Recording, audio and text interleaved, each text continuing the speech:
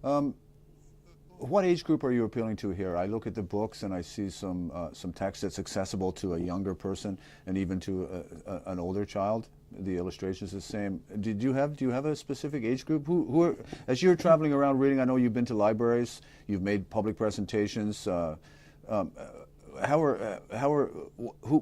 age group of kids are responding, or are they all responding? Yeah, well, I think what I've noticed is that I've spoken to classes from as low as grades 2 to as high as grade 8, and I think that each one of them understands the stories.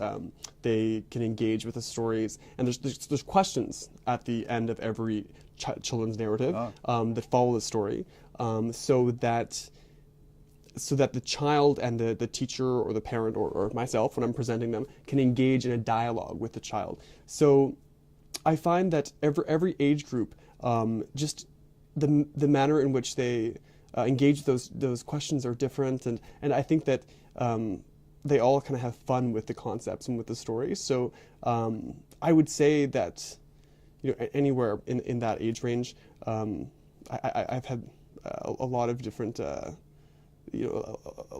dialogue, I guess, depending on the age group. Yeah. Do you have any stories of kids that you've met as you've been traveling who have come up to you and said anything about the books? Do you have any?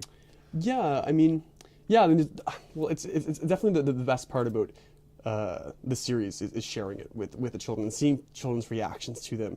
So, for example, like when I was in Prince Edward Island, I did a presentation, and one of the questions that followed one of the stories was with respect to traditions and how in the story itself the characters had made fun of another person because they had a different culture or tradition from their own. And I remember one of the children, I asked them afterwards, I said, have you ever made fun of a culture or tradition? And at first everyone was like, oh, no, I'd never done that. I would never do that. And then it was so cute because one little guy raised his hand and he said, actually, we just read a book last week about monks, and we were all laughing at that initially because it was different. And they reflected upon this, and they came to recognize that what in fact they had done was looked at a tradition or culture that was different than their own and prejudged it, right, rather than thinking. And so it was really cute because then they all started one by one saying like, well, I've done this, I've done this, I've done this. Gotcha. And so I think that each story kind of, they always have like an analogy to a right of freedom, and they ask all these sorts of questions, and then you can relate it in so many different manners to a child's own life and own perceptions. So it's always interesting to see how a child interprets the story, and then in responding to it, how it they'll think of these different manners in which they see that right of freedom expressed in their own life. Yes. Parents are, if a parent buys these books, I know that they're being used in libraries and some schools. If a parent buys the book, how would you envision that working, a parent and a child? Just sitting there reading with the child? Yeah. Well, I think that's certainly one of the things I want most from this series is that dialogue to happen. And as I was saying, there's questions for children at the end. There's a note for parents and teachers. So at the end of every children's narratives, there is an analogy or description of the law and how this story applies to the law, so that the parent or teacher can have a more thorough comprehension of it when they're engaging in the dialogue with the child. Oh, yeah. And what I like about that is that when the parent's sitting at home with the child, they can read the story together and then have that dialogue thereafter.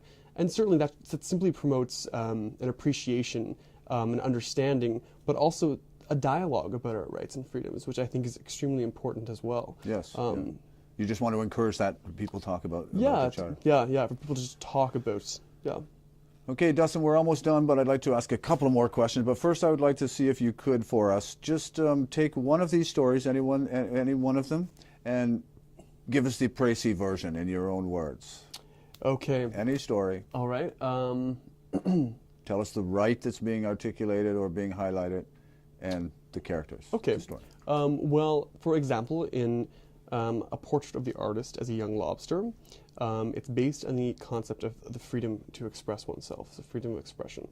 And the subtitle is The Right to Speak, Sing, and Laugh. And so in that story, it's set in Shediac, New Brunswick. So in that story, the mob takes over small town Shediac, and the mobster lobster states that no one in the town is allowed to say a word. So there's no singing, no shouting, no moaning, no groaning, etc., etc. And so the entire town is silent. And so one of the characters, the central character Aaliyah, she decides that she can express herself through her painting. And ultimately what she does is organizes this silent kind of protest. And through that, they end up expressing themselves to the mob and restoring freedom to Shediac. So the idea always is that there's some type of infringement at the first of the story, and there's some type of social or political engagement by the main character, and at the end there's some type of lesson that you learn from the story.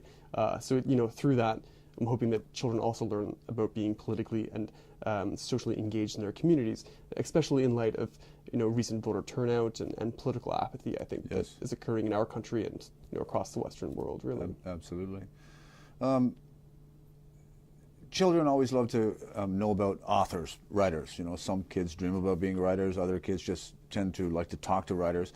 Could you just speak a little bit about, you're a lawyer, a recent graduate from university, and you said you wrote a lot of academic documents and things while you were doing that, but now you're writing something that's totally different. What's the life of a writer feel like? Here you are now, you're published, your work is selling. Well, it's very, very busy, I would say. Is it? So yeah, I think being a full-time lawyer and certainly being an author as well it's you're always trying to balance the two. But I think what I really enjoy about being an author is that thinking creatively, and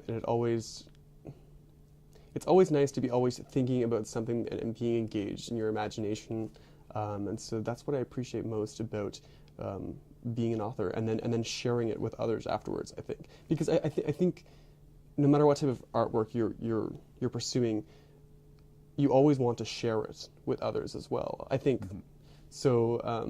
Having this ability to write this series and then engage with others, that is what I really appreciated as well. So I've always written throughout my life creatively because I enjoy the process, but I really enjoy sharing this with others, and especially with children. And the topic is so close to my heart that there's all sorts of wonderful things that unfold. So no dark, lonely nights in your attic with a candle? Well, there's always those Despair. too. I mean, let's face it. Okay, last two questions. First question is, what's next for the Charter for Children? Well, we've released 6 books thus far in the series, and we are in the process of working on the following 8.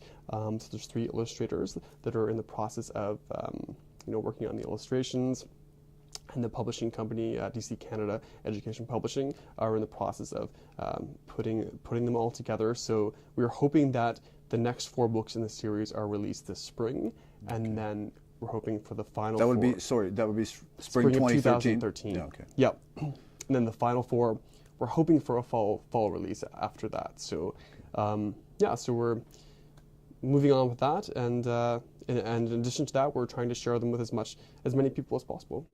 Thanks for coming in, Dustin. Really appreciate talking to you. That was Dustin Milligan, great guy. Really good writer, and we hope that someday you'll get a chance to either hear him read in public or to just buy his books and take them home and read them to your children. They're really good books. I've read them all, I promise you, and they're very good. So thank you again, Dustin. Thank you. Thank you.